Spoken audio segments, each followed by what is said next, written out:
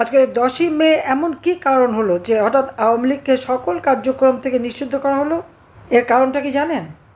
রাজনৈতিক দলকেও বিচার করা যাবে, সে আইনও করে রেখেছে। যাক, আমার মনে হয় একদিক দিয়ে ভালো। ইউনূস আমাদের একটা জিনিস শিখালো, কীভাবে প্রতিশোধ নিতে হয়, কিভাবে একটা দলের বিচার করতে হয়। আজকে যে আইন করে গেল, এই আইনে একদিন ওই ডক্টর ইউনূস তার উপদেষ্টা পরিষদ তার সমন্বয়ক যারা আজকে মানুষ খুন করেছে এবং কি যারা এই বিএনপি জামাতের যারা আমাদের নেতা কর্মী যেখানে যেখানে খুন করেছে, আজকে হয়তো আমরা বিচার চাইতে পারি না, কিন্তু একটা দিন আসবে সেই সময় এই সমস্ত জঙ্গির দল থেকে শুরু করে সবগুলি বিচার এই ট্রাইব্যুনালে করা যাবে। সেই সুযোগটাও সে করে দিল, আর আমরা সেই দিনের অপেক্ষায় আছি যে নিশ্চয়ই একদিন দিন আসবে, আর এর বিচার আমরা করে যারা আপন জন হারিয়েছেন, স্বজন হারা বেদনা দিয়ে বসে আছে, তাদের প্রতি ন্যায় বিচার আমরা দিতে পারব। 2024 সালে যে নির্বাচন, আমরা আইন করে নির্বাচন কমিশন গঠন করি। নির্বাচন যে হয়েছিল সেই নির্বাচনে কেউ কিন্তু একটা কথাও বলতে পারেনি। অত্যন্ত শান্তিপূর্ণভাবে সফলভাবে নির্বাচন অনুষ্ঠিত হয়, কিন্তু চক্রান্ত আমাদের পিছু ছাড়ে না। এই চক্রান্তটা দেখলাম আমরা 2024 সালের 7 জুলাই ছাত্রদেরকে কোটা আন্দোলন এবং বৈষম্য বিরোধী আন্দোলন।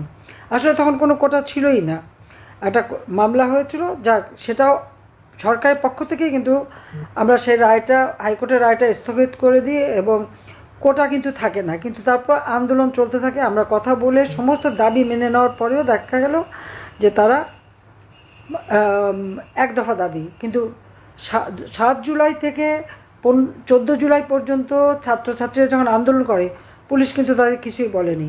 কিন্তু 15 জুলাই থেকে আমরা দেখি পুলিশ ফাঁড়িতে আগুন দেওয়া, আক্রমণ করা, অস্ত্র লুট করা, পুলিশ হত্যা করা, এমনকি পুলিশের লাশ জ্বালিয়ে দেওয়া, একেবারে ফাঁড়ির মধ্যে পুলিশকে পুড়িয়ে দেওয়া, ঢাকা শহর থেকে শুরু করে 460টা থানা আক্রমণ এবং জ্বালাও পোড়াও করা হয়। মেট্রো রেলে আগুন দেওয়া হয়, সেই সাথে ব্যাংক, হাসপাতাল, সেতু ভবন, সড়ক ভবন, বিটিভি ভবন এবং দুর্যোগ ও ত্রাণ মন্ত্রণালয় ভবন, বিআরটিসি ভবন, আওয়ামী লীগ নেতা কর্মীদের উপর আক্রমণ, আওয়ামী লীগের সমস্ত অফিস, পার্টি অফিস, দলীয় অফিস, মুক্তিযুদ্ধ কমপ্লেক্স, সারা বাংলাদেশে জ্বালাও পোড়াও শুরু করে দেয়। এই একটা অবস্থার মধ্যে যখন 6 জন মারা গেল, আমরা কিন্তু সাথে সাথে জুডিশিয়াল এনকোয়ারি কমিটি করে দিলাম এবং সেই এনকোয়ারি কমিটি কাজও শুরু করলো। কিন্তু এই যে হত্যাকাণ্ডটা, এটাই কিন্তু অব্যাহত থাকলো এবং এই হত্যাকাণ্ডটা এমনভাবে ঘটছে যে সেখানে যে বুলেটটা ব্যবহার করা হলো 7.62 বুলেট, এই বুলেট তো আমাদের পুলিশ ব্যবহার করে না, তাই বুলেটটা কোত্থেকে আসলো? স্নাইপার রাইফেল দিয়ে যে গুলি করা হচ্ছে, এই গুলিগুলি কে করলো, কাদের হাতে অস্ত্র? এটা এনকোয়ারি করার জন্য যখন আমরা দিলাম, এর মধ্যেই 5ই আগস্ট আপনারা জানেন যে সেই সময় বঙ্গবন্ধু স্মৃতি জাদুঘর পোড়ানো হলো, সংসদ ভবন, গণভবন, সুধা সদন, রেহানার বাসা, সবগুলি লুটপাট, অগ্নিসংযোগ, মানে এমনভাবে সেরা এই ধরনের ধ্বংসাত্মক কার্য শুরু করা হলো। তার উপর তো অত্যাচার নির্যাতন ছিলই। ওই অবস্থায় আমি সরে যেতে হলো আমাকে, এবং দেখা গেল যে আরও বেশি অত্যাচার নির্যাতন শুরু হলো। আওয়ামী লীগের নেতা কর্মীরা কারো একটা ঘরবাড়ি নাই, না হলো প্রায় 70-80 হাজার মানুষের বিরুদ্ধে মামলা, আর এজাহারভুক্ত আসামি তো আছেই, আবার অজ্ঞাতনামা, সব মিলে প্রায় 4-5 লাখ তো হবেই। আর যেভাবে আমাদের অফিস আদালত যা কিছু পুড়িয়েছে, তাও প্রায় 1 কোটি স্থাপনা সারা বাংলাদেশে পোড়ানো জ্বালানো হয়েছে। একের পর এক মানে সম্পদ ধ্বংস, ইন্ডাস্ট্রিগুলি বন্ধ, অনেক ইন্ডাস্ট্রিতে আগুন দেওয়া হয়েছে এবং ইন্ডাস্ট্রি বন্ধ হয়ে গেছে। শ্রমিকরা প্রায় লাখখানেক শ্রমিক কিন্তু বেকার হয়ে গেছে, মানুষের আয় কমে গেছে, মানুষের হাতে। আর সবচেয়ে জিনিস যেটা আমাদের কাছে অবাক লাগে, যে প্রকাশ্য দিবালোকে চাপাতি, চাইনিজ কুড়াল, লাঠি, সোটা, আগ্নেয়াস্ত্র সব নিয়ে আক্রমণ করা, নিয়ে তারা ছাত্র সমন্বয়ক, তাদের সব শক্তি, এদের সাথে ছাত্র এবং তাদের সাথে আর কারা আছে সেটাই বড় কথা। এবং এই যে হত্যাকাণ্ডগুলি ঘটিয়েছে বা যেভাবে আক্রমণ করেছে, কিন্তু মামলা দিয়েছে কার বিরুদ্ধে? সব আওয়ামী লীগের বিরুদ্ধে। ওই 15 জুলাই থেকে যত হত্যাকাণ্ড, অগ্নিসন্ত্রাস, জ্বালাও পোড়াও, ঘটনাগুলি ঘটেছে, যারা ঘটিয়েছে তাদের দায় মুক্তি দেওয়া হলো, তাদের ইন্ডেমনিটি দেওয়া হলো। এদের বিরুদ্ধে কোনো মামলা করা যাবে না, এদের কোনো শাস্তি দেওয়া যাবে না, কোনো ব্যবস্থা নেওয়া যাবে না। কেন? এটা তো আমার প্রশ্ন, যে এত বড় অপরাধ যারা করবে তাদের দিল দায় মুক্তি, আর এই ঘটনার সমস্ত দায় দায়িত্ব আওয়ামী লীগ নেতা কর্মীদের উপরে মিথ্যা মামলা দিয়ে হয়রানি। সকলের বিরুদ্ধে কি? খুনের মামলা। প্রথম যুগে তো খালি খুনের মামলাই দিয়ে গেল, খুন এবং বিস্ফোরক মামলা। আর অজ্ঞাতনামার এই সুযোগ ধরে চাঁদাবাজি এমন হারে, আর কারো বাড়িতে ঘর বাড়ি সব কিছু জ্বালিয়ে পুড়ে ছাড়খাড় করা। যেখানে আইন শৃঙ্খলা রক্ষাকারী সংস্থা আছে, সেনাবাহিনী আছে, তাদের সামনেই এই চাপাতি নিয়ে ঘুরে বেড়াচ্ছে। উচ্চ আদালত, প্রধান বিচারপতি থেকে শুরু করে একবারে মানবাধিকার কমিশন, পাবলিক সার্ভিস কমিশন, নির্বাচন কমিশন, সব কিছু কিন্তু এই অস্ত্র আর লাঠির জোরে তাদেরকে পদত্যাগ করানো। আর স্কুল, কলেজ, ইউনিভার্সিটি ছাত্রছাত্রীদের, তাদের শিক্ষকদের অপমান করা এবং তাদেরকে জোর করে পদত্যাগ করানো, এইরকম একটা অরাজকতা তারা সৃষ্টি করলো। এটা শুধু এই ইউনূস ক্ষমতা দখল, আর এই ক্ষমতা দখলের পর থেকে এই সমস্ত অপকর্মগুলি চলছে। গত 10 তারিখে আমরা কী দেখলাম? আওয়ামী লীগের সকল কর্মকাণ্ড নিষিদ্ধ করা হলো। কেন? যত হত্যার দোষ আমাদের উপরে, অথচ হত্যাকাণ্ডের শিকার কিন্তু আওয়ামী লীগের নেতাকর্মী বেশি। নাহলে আওয়ামী লীগের 2-3 হাজার নেতাকর্মীকে তারা হত্যা করেছে, পরিবার পরিজন সহ। তাদের সেভাবেও হত্যাকাণ্ড চলেছে। কাউকে পুড়িয়ে মেরেছে, মেরে পা বেঁধে ঝুলিয়ে দিয়েছে। তার উপর হামলা মামলা তো আছে। আমার তো মনে হয় যে আওয়ামী লীগের যত নেতাকর্মী সবার বিরুদ্ধে মামলা, একটা নয়, একাধিক মামলা। এই মামলা শুধু আওয়ামী লীগের নেতাকর্মীর উপরে না, সাংবাদিকদের উপর মামলা, পুলিশ তো আছেই, এমনকি সেনাবাহিনীর উচ্চপদস্থ কর্মচারী বা যারা উচ্চপদস্থ অফিসার, অবসরপ্রাপ্ত বা কর্মরত, কেউই বাদ দেয়নি। তাদের উপরে এরকম মামলা, তাদের পাসপোর্ট নিয়ে যাওয়া, তাদের উপরে জুলুম অত্যাচার, কোনো শ্রেণী পেশার লোকই বাদ যায়নি। সংখ্যালঘু সম্প্রদায়, হিন্দু, বৌদ্ধ, খ্রিস্টান, কোনো সম্প্রদায় কিন্তু বাদ যায়নি। তাদের ধর্মীয় প্রতিষ্ঠানগুলি ধ্বংস করা, তাদের উপরে আক্রমণ, বাড়ি বাড়ি যাওয়া, লুটপাট করা, এবং হিন্দু বাড়িগুলিতে যেহেতু লুটপাট, মেয়েদের উপরে পাশবিক অত্যাচার, এবং শিশু নারী প্রতিদিনই ধর্ষিত হচ্ছে। কোনো নালিশ করতে পারবে না, মামলা করতে পারবে না, বিচার চাইতে পারবে না। এই অবস্থা চরমভাবে চলছে। এর দায় দায়িত্ব কার? কই আওয়ামী লীগের আমলে তো এরকম ছিল না। আমরা তো আইন শৃঙ্খলা নিয়ন্ত্রণে রেখেছি, মানুষের জীবনের শান্তি নিরাপত্তা দিয়েছি। তা আমাদের অপরাধটা কী ছিল? আজকে চক্রান্ত করে, ষড়যন্ত্র করে, অস্ত্রধারীদের দ্বারা, সন্ত্রাসীর দ্বারা এবং জঙ্গিদের দ্বারা এই ডক্টর ইউনূস ক্ষমতা দখল করেছে। তার ক্ষমতার শক্তি তো হচ্ছে সন্ত্রাসী বাহিনী, যারা আন্তর্জাতিকভাবে যাদেরকে স্বীকৃতি দেওয়া হয় না, যাদেরকে ব্যান করে দেওয়া হয়েছে, তারাই বাংলাদেশে এখন ক্ষমতায়। এবং তারা প্রকাশ্য দিবসকে অস্ত্র নিয়েও ঘোরে, এবং এখানে কারো কিছু বলার নাই, কোনো বিচার নাই, আচার নাই। এরকম একটা অবস্থার মধ্যে দেশ চলে যাচ্ছে। সেই অবস্থা হঠাৎ আমাদের উপর আরও জুলুম। কি? আওয়ামী লীগের সমস্ত কর্মকাণ্ড নিষিদ্ধ, এবং আমরা নাকি সব খুন করে ফেলেছি। যখন কোনো মানুষকে ক্ষতি করে, যখন মানুষকে যারা হত্যা করবে, তাদের বিরুদ্ধে আইন শৃঙ্খলা রক্ষাকারী সংস্থা অবশ্যই ব্যবস্থা নেবে, এবং তাদের নিজেদের নিরাপত্তারও ব্যাপার। পুলিশকে যখন পিটিয়ে হত্যা করে, তখন পুলিশ কি অন্য পুলিশ কি তাদেরকে বাঁচাতে যাবে না?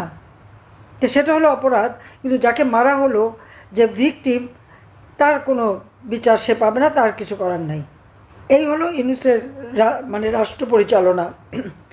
এবং আজকে 10ই মে এমন কি কারণ হলো যে হঠাৎ আওয়ামী লীগকে সকল কার্যক্রম থেকে নিষিদ্ধ করা হলো? এর কারণটা কি জানেন? কারণ আর কিছুই না। ক্ষমতায় এসে একদিকে দুর্নীতি করা, অর্থ বানানো, অর্থ পাচার করা তো আছেই, তার উপর আজকে আমাদের দেশ বিক্রি করে দেওয়া হচ্ছে।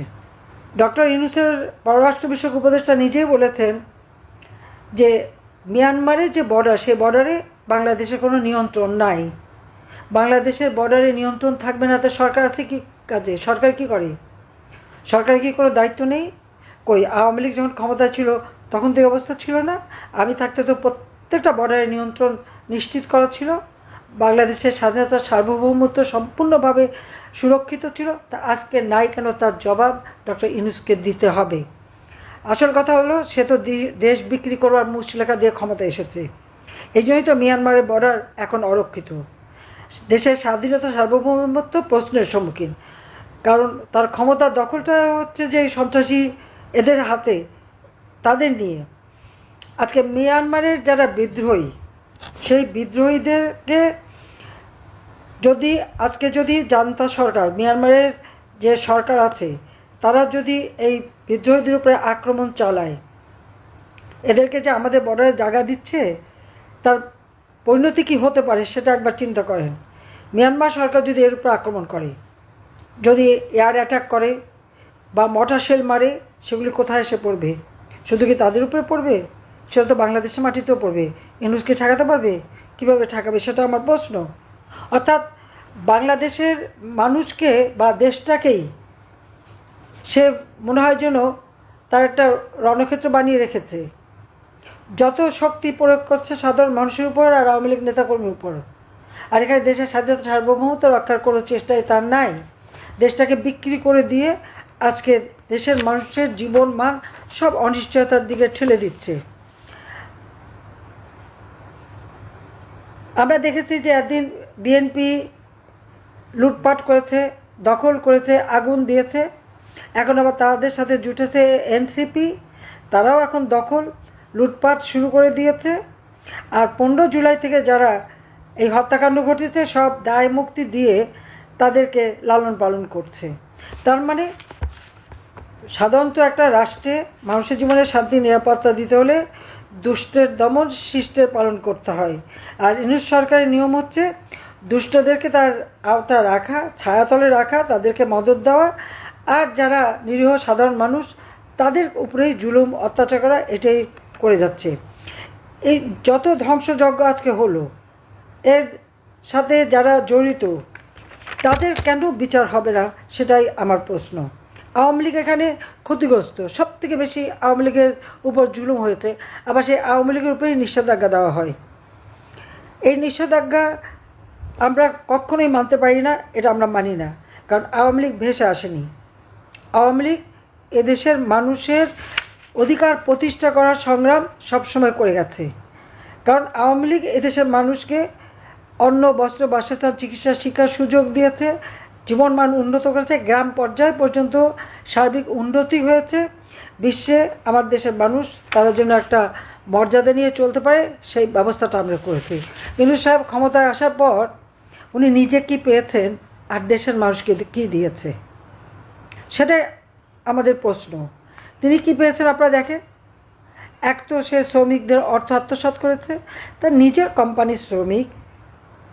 নিয়ম আছে প্রত্যেক কোম্পানি তার প্রফিটের 5% শ্রমিক কল্যাণ ফান্ডে জমা দেবে। ইউনূস কোনোদিন তা জমা দেয়নি। শ্রমিকরা যখন দাবি করলো, তাদের অনেককে চাকরি থেকে বের করে দিল, তারা মামলা করলো। আর সেই মামলায় সাজাপ্রাপ্ত আসামি, শ্রমিক আদালতে সাজাপ্রাপ্ত আসামি হচ্ছে ইউনূস, ডক্টর ইউনূস। তিনি কিন্তু শ্রমিকদের অর্থ আত্মসাৎ করে সাজাপ্রাপ্ত আসামি। দুর্ভাগ্য বাংলাদেশের যে সাজাপ্রাপ্ত আসামি আজকে ক্ষমতার শিখরে বসে আছে, তাও অস্ত্রধারী সন্ত্রাসীদের দ্বারা। ক্ষমতায় বসেই তার বিরুদ্ধে আয়কর ফাঁকিদার মামলা, দুর্নীতির মামলা, প্রায় 5টা দুর্নীতির মামলা হয়েছিল। গ্রামীণ ব্যাংকের পয়সা আত্মসাৎ, গ্রামীণ টেলিকমিউনিকেশনের টাকা আত্মসাৎ, এই সমস্ত আত্মসাৎ, মানি লন্ডারিং, সব কিছু অডিট রিপোর্ট এবং তদন্তে বেরিয়ে এসেছে এবং তার বিরুদ্ধে মামলা করা হয়েছে। তার যে ট্যাক্স ফাঁকির মামলা, প্রায় 1100 কোটি টাকার ট্যাক্স ফাঁকি, সেখানে 666 কোটি, দুঃখিত, 666 কোটি টাকার যে মামলাটা, তার রায় হওয়ার কথা ছিল 6ই আগস্ট। এই জন্য 5ই আগস্টে এমন একটা পরিবেশ সৃষ্টি করলো যেন ওই রায় আর দিতে না পারি। আর ক্ষমতা এসে সব মামলা প্রত্যাহার করে নিল। যে মামলা রায় দিতে তখন অপেক্ষাবান, সে মামলা কিভাবে সে প্রত্যাহার করে? এটা সম্পূর্ণ একটা অনিয়মের মধ্য দিয়ে সমস্ত মামলা সে প্রত্যাহার করে নিয়েছে। কিন্তু যতই প্রত্যাহার করুক, শেষে শ্রম আদালতে সাজাপ্রাপ্ত আসামি, এটা তো আর কোনোদিন মুছে যাবে না। এটা কিন্তু মানুষ চিরদিন মনে রাখবে, শ্রমিক শ্রেণীও মনে রাখবে। কারণ আজকে তার কারণে লক্ষ লক্ষ শ্রমিক আজকে চাকরিহারা। মহিলা শ্রমিকরা গার্মেন্টস বন্ধ হয়ে গেছে, তারা বাড়ি ফিরে গেছে খালি হাতে, তাদের চোখের পানিতে তার জীবন কাটে। এই অবস্থা সে সৃষ্টি করেছে। কিন্তু নিজে কি পেয়েছেন? ক্ষমতা এসেই তিনি ম্যান পাওয়ারের ব্যবসা নিয়ে নিয়েছেন। এই বয়সে এত ব্যবসা দিয়ে যাবে কোথায়, খাবে কি? আমার সেটাই প্রশ্ন। ম্যান পাওয়ারের ব্যবসা জনশক্তি রপ্তানি করবে। ডিজিটাল ওয়ালেট গ্রামীণ টেলিকমের অধীনে তিনি চালু করেছেন টাকা লেনদেনের ব্যবসা। যেমন বিকাশ নগদ আছে, ঠিক সেইভাবে সেও সেই ব্যবসা করবে। তাছাড়া বিশ্ববিদ্যালয় প্রতিষ্ঠা, সেটাও তার একটা ব্যবসা। হাসপাতাল প্রতিষ্ঠা, সেটাও একটা ব্যবসা। গ্রামীণ ব্যাংকের শেয়ার, গ্রামীণ ব্যাংকটা সরকারি টাকায় করা। আমি নিজে গ্রামীণ ব্যাংকে 400 কোটি টাকা দিয়ে এই ব্যাংকটা শক্তিশালী করে দিয়েছিলাম। এটা পাবলিক প্রপার্টি, জনগণের অধিকার। এখানে 25% হয়েছে সরকারের, সে সেই ভাগটাও অংশটাও কেড়ে নিয়ে গেছে। মাত্র 5% আছে, বাকি সবটা সে আত্মসাৎ করেছে। এবং এইভাবেই গ্রামীণ ব্যাংকটাকেও সে গ্রাস করে ফেলেছে। গ্রামীণ ব্যাংকের সম্পত্তি, সেখানেও সে প্রায় 11,000 স্কোয়ার ফিটের একটা ফ্লোর বিনা পয়সা নিয়ে নিয়েছে। সেখানে ইউনুস সেন্টার বসিয়ে দিয়ে সেখান থেকে যত মিথ্যা কথা বানানোর কারখানা, ওটা যত অপপ্রচার চালানোর কারখানা, আর ওনার গুণগান গাওয়ার কারখানা বানিয়ে রেখে দিয়েছে। সেখানে টাকা দিয়ে লোক রাখে। একই সাথে নিজের যেমন আয়কর দেয় না, ফাঁকি দেয়, আবার গ্রামীণ ব্যাংকের আয়করও 5 বছরের জন্য সে মুক্ত করে নিয়েছে। কেন? এটা তো একটা প্রফিটেবল বিজনেস, এটা তো নিতে পারে না।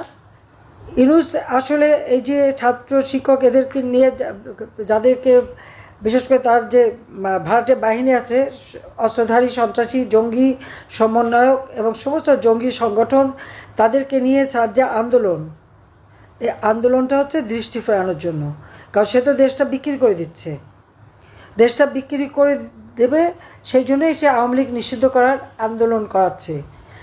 যেখানে আন্দোলন চললে পরে আমাদের যখন ছাত্র শিক্ষক ওলামা মাশায়েখ সুফিবাদী যারা আন্দোলন করেছে, মাদ্রাসার শিক্ষক শ্রমিক যে যখন আন্দোলন করেছে, তাদের উপর দমন পীড়ন, সাউন্ড গ্রেনেড, গুলি, লাঠিচার্জ এগুলি করেছে। ছোট্ট শিশু কোলে শিক্ষয়িত্রী মাকে গরম পানি মারা হলো।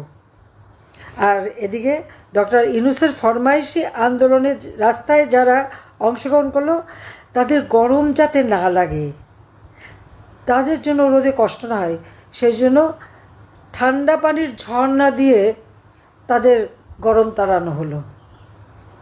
আল্লাহটা কত বেশি আপনারা একবার ভেবে দেখেন তো, যে তাদের আরামের ব্যবস্থা করা হলো। কারণ তারা আওয়ামী লীগ নিষিদ্ধ করার আন্দোলন করছে, এটা তো ইউনূসেরই তৈরি করা এবং তার ফরমাইশি আন্দোলন এটা। এবং সেই আন্দোলনকে সামনে রেখে সে আওয়ামী লীগের বিরুদ্ধে ব্যবস্থা নিল। একটা কথা তার ভুলে গেলে চলবে না, আওয়ামী লীগ জনগণের ভোটে নির্বাচিত সরকার গঠন করেছে। আমরা এখনও জনগণের ভোটে নির্বাচিত। এবং আওয়ামী লীগ প্রতিষ্ঠা হয়েছে 1948 সালে। এই 48 সাল থেকে এ পর্যন্ত আওয়ামী লীগ জনস্বার্থে কাজ করেছে। আজকে বাংলাদেশের যত অর্জন শুধুমাত্র তা আওয়ামী লীগই দিয়েছে। আওয়ামী লীগ এখানে নিজেদের স্বার্থে কাজ করেনি, জনগণের স্বার্থে, জনগণের কল্যাণে আমরা কাজ করেছি। প্রকল্পগুলি একে একে সব বন্ধ, টাকাগুলি গেল কোথায়? 7,97,000 কোটি টাকার বাজেট আমি দিয়ে আসলাম 30শে জুলাই, 1 জুলাই থেকে সেই বাজেট কার্যকর। তো এই টাকাগুলি কি করলো সেটাও তো আমার প্রশ্ন। সবই রুটি খাওয়া।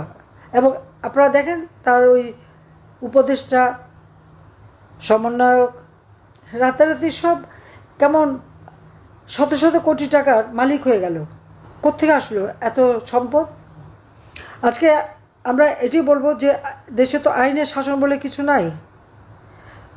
যুদ্ধ অপরাধীদের বিচারের জন্য জাতীয় সংসদে যে আইন পাশ হয়েছিল 1973 সালে, সেই ট্রাইব্যুনাল ছিল যুদ্ধ অপরাধীদের বিচারের জন্য।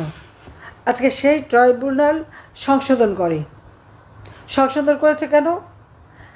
আওয়ামী লীগে বিচার করবে, আমাদের বিচার করবে, আমাদের সব মামলা, যত মিথ্যা খুনের মামলা, সেগুলি সাজিয়ে গুছিয়ে এই সাজাতে সময়ই লাগলো তাদের, এখন সেগুলি দিয়ে তারা বিচার করবে।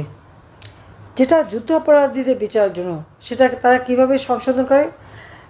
সংসদে পাশ করা আইন সংশোধন করতে হলে সেটা তো সংসদেই পাশ করাতে হবে, তারপরে সেটা কার্যকর হবে। আর যে আইনের সাথে মানুষের জীবন মরণ প্রশ্ন রয়েছে, সে আইন কখনো এইভাবে অবৈধভাবে ক্ষমতা দখলকারী, যার কোনো জনগণের ম্যান্ডেট নাই, কারণ ইউনূস জনগণের ম্যান্ডেটে ক্ষমতা আসেনি।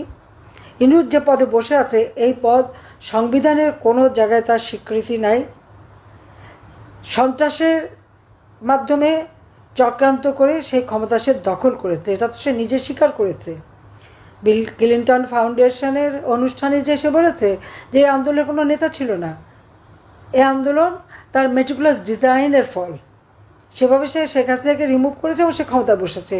কি চমৎকার কথা, ক্ষমতাকে দখল করে নিয়েছে, দখলটা ভালোই বোঝে। তো সেইখানে সে বসে এই সংসদে পাশ করা আইন, জনপ্রতিনিধিদের দ্বারা পাশ করা আইন কীভাবে সে সংশোধন করে, এবং সেখানে আবার মানে একটা ট্রাইব্যুনাল আর একটা ট্রাইব্যুনালও বসিয়ে দিচ্ছে, এবং রাজনৈতিক দলকেও বিচার করা যাবে সে আইনও করে রেখেছে। যাক, আমার মনে হয় একদিক দিয়ে ভালো, ইউনূস আমাদের একটা জিনিস শিখালো, কীভাবে প্রতিশোধ নিতে হয়, কীভাবে একটা দলের বিচার করতে হয়, কীভাবে বিচার করতে হবে, সেগুলি ভালোভাবেই সে বোঝাচ্ছে। এই ট্রাইব্যুনাল আইন নির্বাহী ক্ষমতা বলে সে করেছে। আজকে হয়তো আমাদের বিচার করবে, দিন একভাবে যাবে না, কারণ এই তার যে ষড়যন্ত্র, আজকে ষড়যন্ত্র শুধু এখানে না, জাতির কাছে আজকে উন্মোচিত হয়ে গেছে। তার যে দুর্নীতি আর ক্ষমতা এসে আগে যে নিজের স্বার্থটা দেখা, এটা কিন্তু আজকে জাতীয় আন্তর্জাতিকভাবে প্রকাশিত হয়ে গেছে। কাজেই এই অবস্থা থেকে বাংলাদেশের মানুষকে মুক্তি দিতে হবে, তার জন্য সকলকে এক হতে হবে, যাতে করে বাংলাদেশের মানুষের জীবনে আবার আমরা শান্তি নিরাপত্তা আনতে পারি, বাংলাদেশের মানুষের জীবন আবার উন্নত করতে পারি, আর্থসামাজিক উন্নতি করতে পারি। সেদিকে লক্ষ্য রেখে আমাদের কাজ করতে হবে, এটাই আমার আহ্বান। যা কিছু আছে তাই নিয়ে এখনই প্রস্তুত হয়ে জনগণকে সাথে নিয়ে জনগণের কল্যাণে এই সরকার হটানোর জন্য যা যা করা দরকার সবাইকে করার জন্য আহ্বান জানাচ্ছি। ইনশাল্লাহ জনতার জয় হবেই হবে। সবাইকে ধন্যবাদ। জয় বাংলা, জয় বঙ্গবন্ধু, বাংলাদেশ চিরজীবী হোক।